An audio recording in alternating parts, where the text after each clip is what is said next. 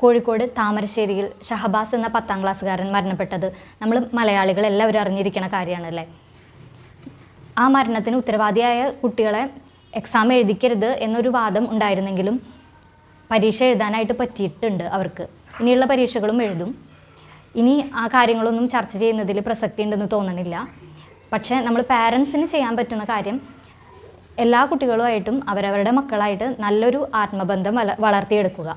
അതായത് അവർ ക്ലാസ് കഴിഞ്ഞ് വീട്ടിലേക്ക് വരുമ്പോൾ സ്കൂളിൽ നടന്ന ഒരുവിധം കാര്യങ്ങളും അച്ഛനോടോ അമ്മയോടോ ഷെയർ ചെയ്യാനായിട്ട് ഉള്ളൊരു മനസ്സ് അവർക്ക് വളർത്തിയെടുക്കുക.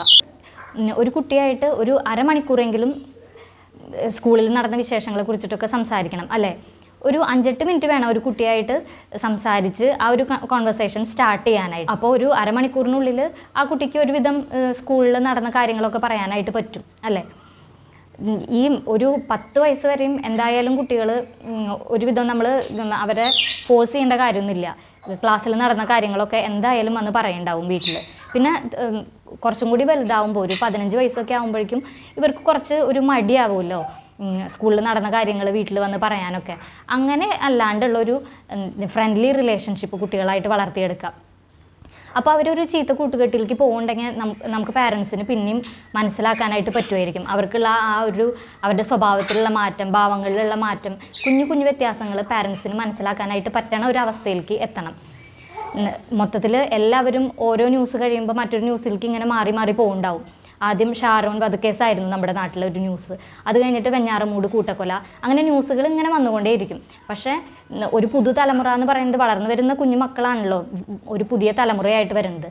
അപ്പോൾ ആ കുട്ടികൾക്ക് ഏറ്റവും നല്ലൊരു പരിചരണം കൊടുക്കേണ്ടത് അച്ഛനും അമ്മയും തന്നെയാണ്.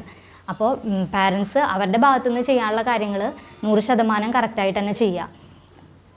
പിന്നെ ലഹരി, അങ്ങനെ 100 പ്രശ്നങ്ങൾ പുതിയത് ഈ ജനറേഷനിൽ വന്നുകൊണ്ടിരിക്കുകയാണ്. അപ്പോൾ നമ്മുടെ വീട്ടിലുള്ള ഓരോ കുഞ്ഞുമക്കളെയും നന്നായിട്ട് നമുക്ക് മനസ്സിലാക്കാനായിട്ട് പറ്റാം. പിന്നെ ബാക്കിയുള്ളതൊക്കെ കുറേ കാര്യങ്ങളും സോഷ്യൽ എൻവയോൺമെൻറ്റിനെ മാത്രം ആശ്രയിച്ചിരിക്കുന്നതാണ്. നമുക്ക് നമ്മുടെ വീട്ടിൽ നിന്ന് കുട്ടികളെ നല്ല രീതിയിൽ വളർത്തിയെടുക്കുക എന്നത് മാത്രമാണ് നമ്മുടെ കയ്യിലുള്ള കാര്യം. അങ്ങനെ ഓരോ വീട്ടിലെയും കുഞ്ഞുങ്ങളെ അങ്ങനെ വളർന്ന് വലുതാവുമ്പോൾ നല്ലൊരു തലമുറയെ തന്നെ സൃഷ്ടിക്കാൻ പറ്റും അല്ലേ.